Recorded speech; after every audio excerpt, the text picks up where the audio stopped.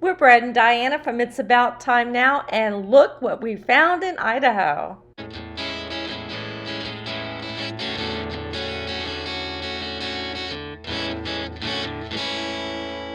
And we are on our way to dinner, and we found out this place that we're going was on Diners, Drive-Ins, and Dives.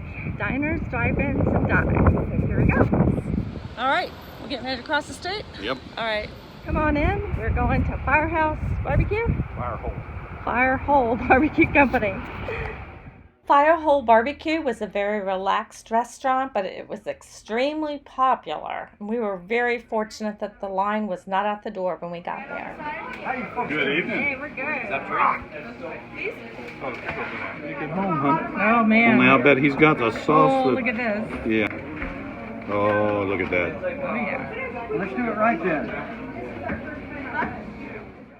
I chose the ribs, which is always my favorite, and the macaroni and cheese, and Brad had the brisket. We sat outside because only seating that was available, and those ribs were so delicious.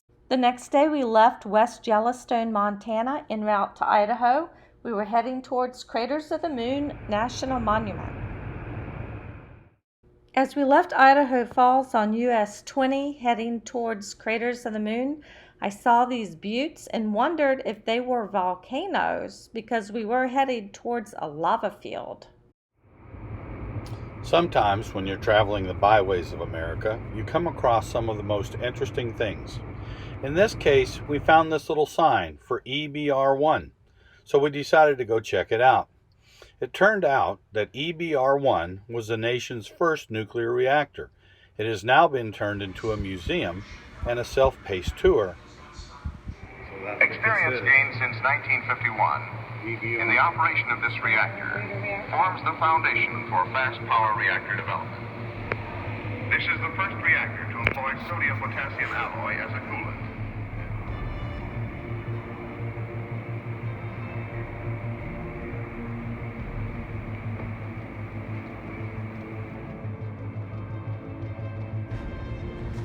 This is where the uranium used to be stored. Okay, this was fascinating. Much more so than I thought it would be. It's a self-paced tour. You can take all the time you want. And basically you're walking around in a nuclear reactor. And you get to touch everything and see how everything worked.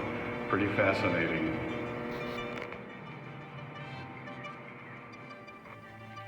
Definitely looks like something out of Mad Max movies, right?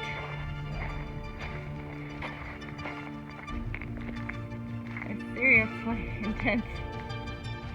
But these test stands contain atomic jet engines, remnants of the joint U.S. Air Force and Atomic Energy Commission to build a nuclear-powered airplane.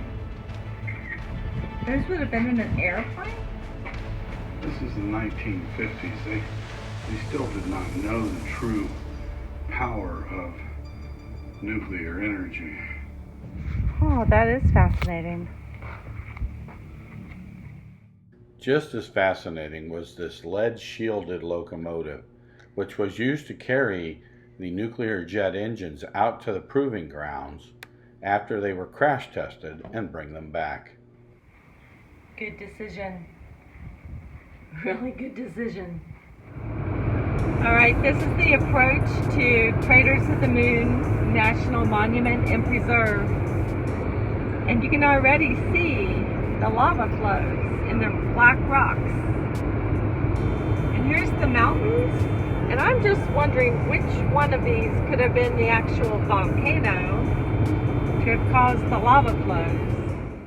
So the volcanic landscape is actually from cinder cones and lava flows that last erupted just 2,000 years ago. The sea of lava flows covers 500,000 acres. There's a visitor center and gift shop at Craters of the Moon, as well as a scenic 7-mile loop road. Volcanic eruptions ranging from gentle to explosive created this landscape. Deep cracks from the earth allowed the lava to blast, plop, and flow above and below the surface to create cinder cones and lava tube caves. There are several trails that that are really short and easy. It's just hard to imagine. I've never seen anything like this. So this explains the spatter cones. They were actually like miniature volcanoes. One of the trails that was nice and short. It was only 247 feet long and paved. Practically anybody could get on up there and see what there was to see. We were both impressed that each trail had a sign saying how difficult it might be. Alright, so we walked the path, and what a reward! It goes way down there.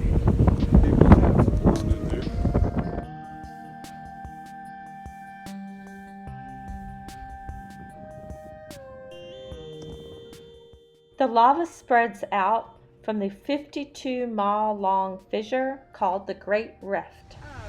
The loop has a 10% downgrade. Just an FYI, public service announcement. The lava just flows and flows. I mean, you can see it just rolls. Yes. Look at that. You know, for some reason, I never thought I could walk through a lava field in America unless I was on Hawaii. Well, you can see where the bubbles formed in the lava.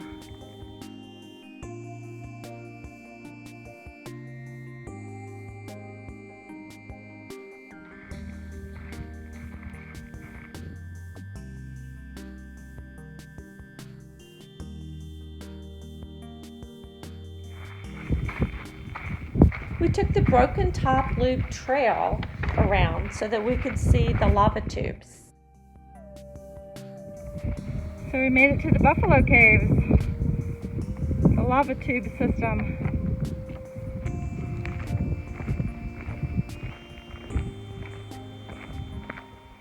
The lava tubes and caves can be explored if you get a permit from the National Park Service. It's important to do this to prevent the spread of white nose syndrome, which is killing bats all over the country.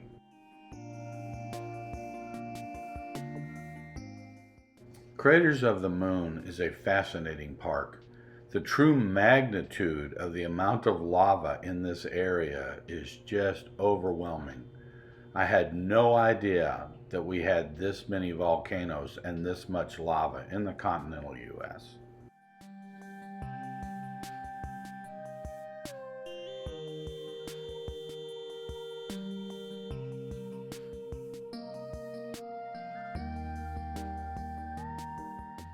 If you enjoyed this video, please give it a thumbs up. And if you're new here, please consider subscribing.